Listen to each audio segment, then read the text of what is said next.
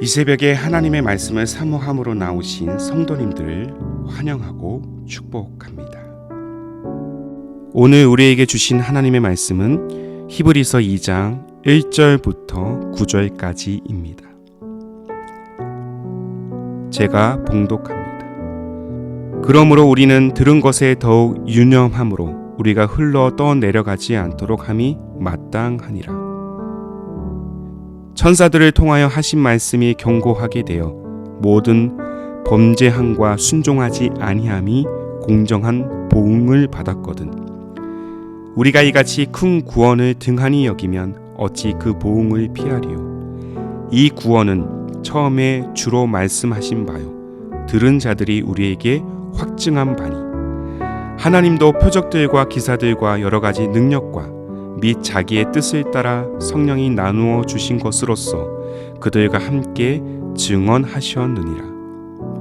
하나님이 우리가 말하는 바 장차 올 세상을 천사들에게 복종하게 하심이 아니니라. 그러나 누구인가가 어디에서 증언하여 이르되 사람이 무엇이기에 주께서 그를 생각하시며 인자가 무엇이기에 주께서 그를 돌보시나이까.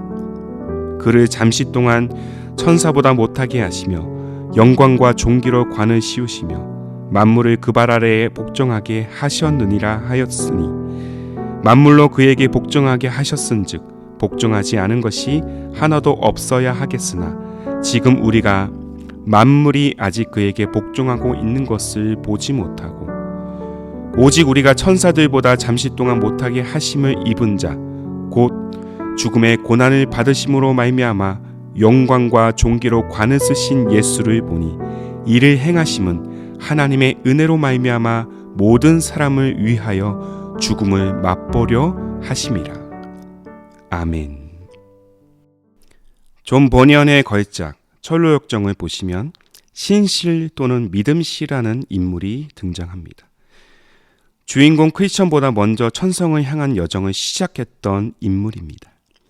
크리스천은 신실로부터 그의 이름처럼 신실한 신앙의 모습과 진정한 믿음에 대해서 많은 것들을 배우며 함께 천성을 향해서 동행합니다. 그렇게 함께 동행길에 오른 지 얼마 되지 않아서 그들은 허영의 시장이란 곳을 지나게 됩니다. 허영의 시장은 수많은 금, 은, 보화들과 사람들의 눈과 마음을 즐겁게 할 온갖 물건들이 가득했습니다. 시장의 상인들은 크리스천과 신실에게 그 화려하고 아름다운 물건들을 내보이면서 얼른 구입해서 한번 즐겨보라고 유혹을 합니다. 눈에 보이는 물건들은 가히 인간을 행복하게 해줄 것만 같았습니다. 그것들은 요한일서에 기록된 바와 같이 육신의 정욕, 안목의 정욕, 이생의 자랑으로 잘 포장이 되어 있습니다. 주인공 크리스천은 상인들의 유혹에 마음이 요동치는 데 반해서 그와 함께 했던 친구 신실은 단호히 허영의 시장 안에 있는 어떤 물건도 사지 않겠다고 말을 합니다. 그렇다면 당신은 무엇을 살 것이냐라는 상인들의 물음에 신실은 다음과 같은 위대한 말로 답을 하게 되죠. 나는 진리를 사겠소. 그의 말에 시장 분위기가 순간 싸늘해집니다. 곧바로 상인들은 신실을 모함하여 그를 마을 재판에 회부시킵니다. 상황이 이렇게 급변했지만 신실은 전혀 놀라거나 두려워하는 기색을 보이지 않았습니다. 재판관들의 신문에도 그는 진리 외에는 시장에 어떤 물건도 사지 않을 것이라 말합니다. 시장의 모든 물건들은 헛된 것들 뿐이며 구원의 문제를 해결해 줄 만한 그 어떠한 능력도 되지 않는다고 말합니다. 오직 진리만이, 오직 복음만이 구원의 유일한 능력이 된다는 사실을 당당히 드러내고 있는 것이죠.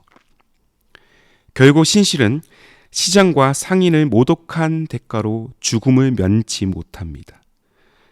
옆에서 그의 죽음을 지켜본 크리스천은 큰 슬픔에 빠졌지만 동시에 끝까지 진리를 지키고자 하는 그의 믿음에 큰 도전을 받습니다. 진리는 목숨을 불사하고서라도 사수해야 할 인생 최고의 가치임을 신실의 순교를 통해서 깨닫게 된 것입니다.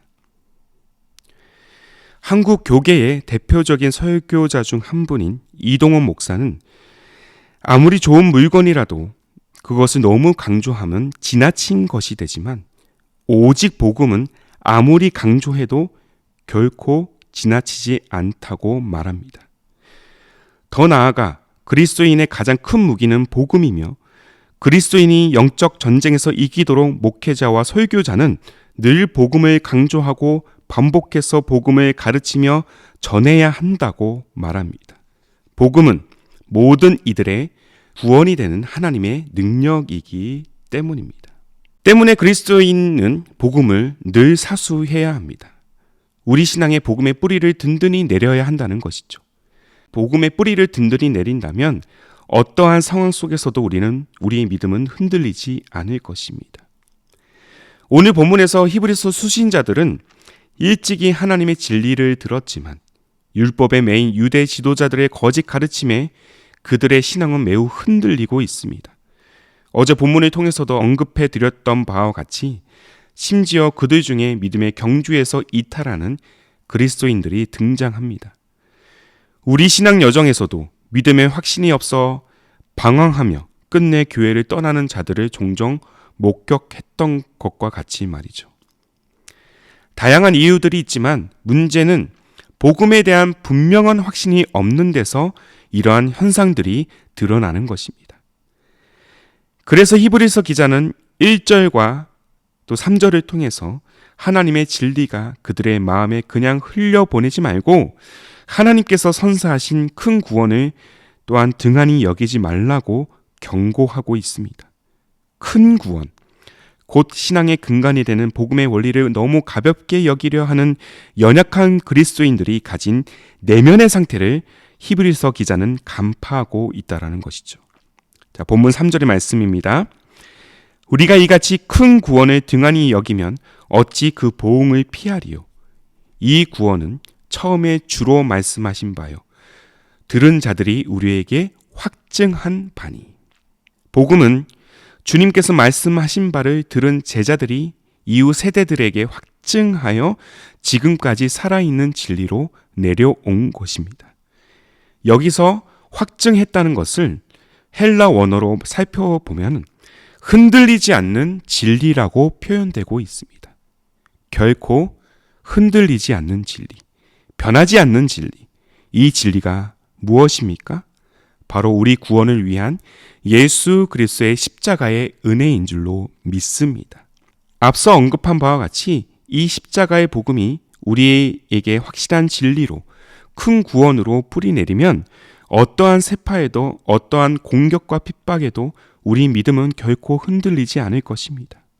반면 우리 영혼의 복음이 확고한 진리로 뿌리내리지 않으면 또 우리 인생의 최고의 보물로 그 복음을 여기지 않으면 우리는 매우 사소하고 자그마한 유혹에도 쉽게 흔들리고 혼란만 가중되며 심지어 복음에서 멀어지게 되는 결과를 초래하게 될 것입니다.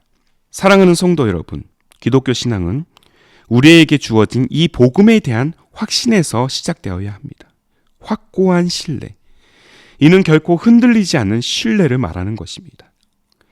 만약 금이 내 수중에 있다고 확신한다면 먹고 사는 것에 대한 염려가 없듯이 복음을 내 인생 최고의 가치, 최고의 보물로 여길 때 세상이 주는 시험과 유혹에 우리는 두려워할 필요가 없다라는 것이죠.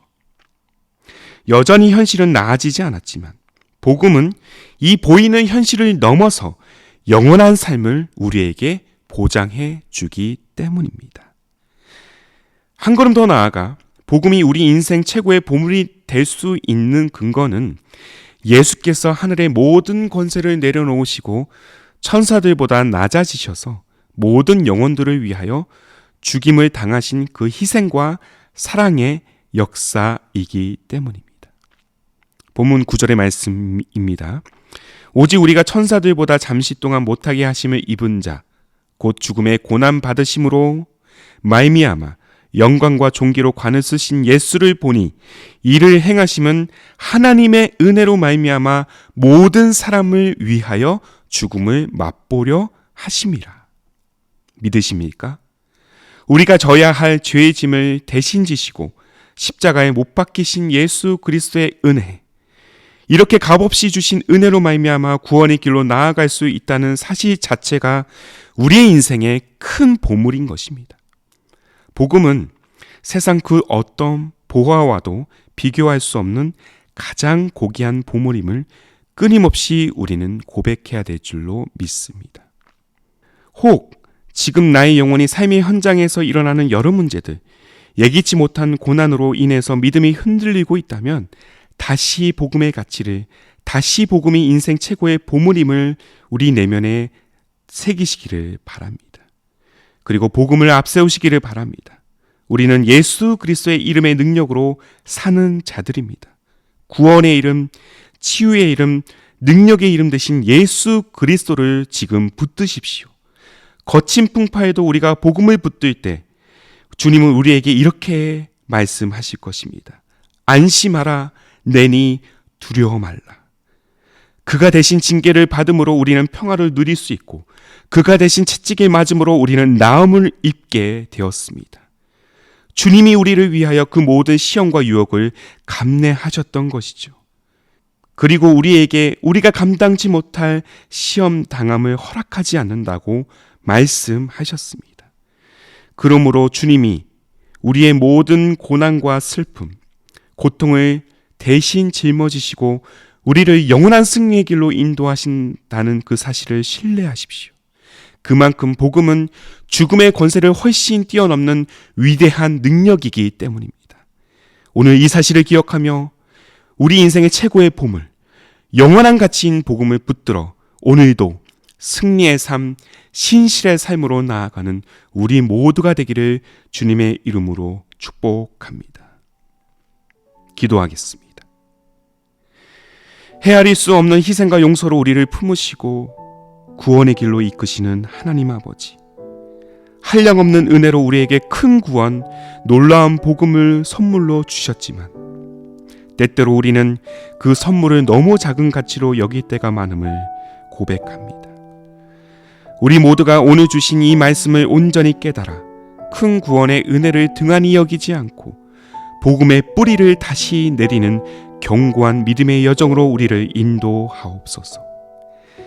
하늘의 모든 권세를 버리고 우리 구원을 위하여 희생하신 예수님의 십자가의 그 사랑을 오늘도 늘 묵상하기를 원합니다. 십자가의 사랑과 복음의 능력을 힘입어 믿음의 확신을 가지고 어떠한 세파에도 흔들리지 않는 믿음으로 서는 우리의 신앙이 되게 하여 주옵소서.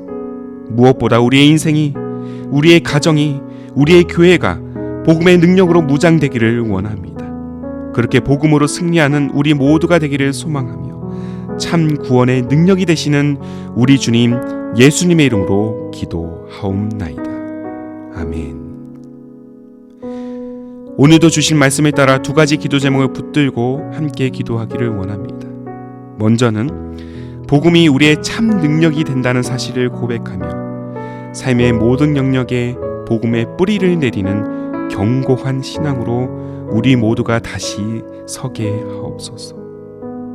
더 나아가 늘 복음을 우리 인생 최고의 가치로 여기며 어떠한 세파에도 흔들리지 않고 영원한 승리를 바라보며 나아가는 우리의 인생이 되게 하여 주옵소서. 이 두 가지의 기도 제목을 간절한 마음으로 함께 고백하며 기도로 하루의 삶을 열어가시기를 바랍니다. 함께 기도하겠습니다.